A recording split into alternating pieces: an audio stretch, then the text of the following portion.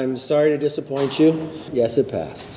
The vote on this year's National Defense Authorization Act passed the Republican-controlled House 219 votes to 210, and in the press conference that followed, House Speaker Kevin McCarthy arguably fielded more questions to the press than they did him, not least over their lack of interest in defense policy. The real question that you never asked me that I wish you would, why did the Democrats vote no?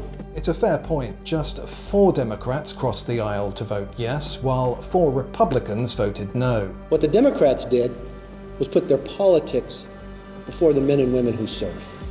They said no to a pay raise. They said no to an investment that sent the wrong message to our adversaries around the world. The $886 billion NDAA includes a 5.2% pay increase for service members, as well as aid for Ukraine. It refocuses on the real threats to America as a free nation and as the leader of the free world, and allows us to get back focused on that role.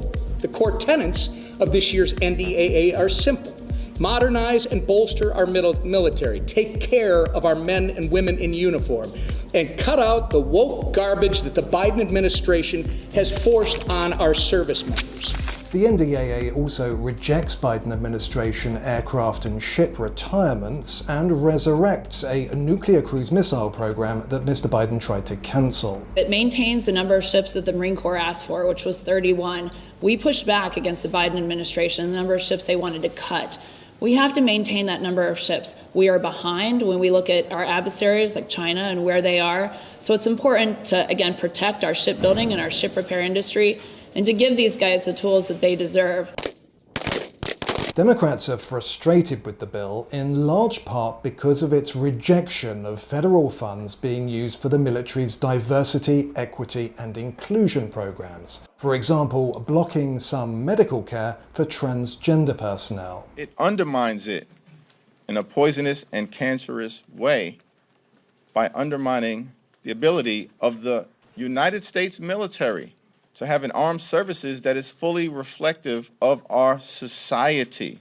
We don't want Disneyland to train our military. We want our men and women in the military to have every defense possible, and that's what our bill does. The area that's arguably received the most headlines is the NDAA's overturning of the Pentagon's abortion policy, which covers travel expenses for those wanting the procedure.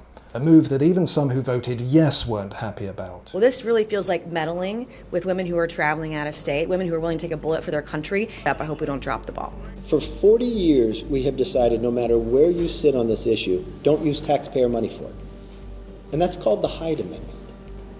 It is the military who, a few people in the brass, who are probably taking orders from somebody else in the White House now, to go against the law. All we simply say is reinstate where everybody has stood for 40 years and focus on the military.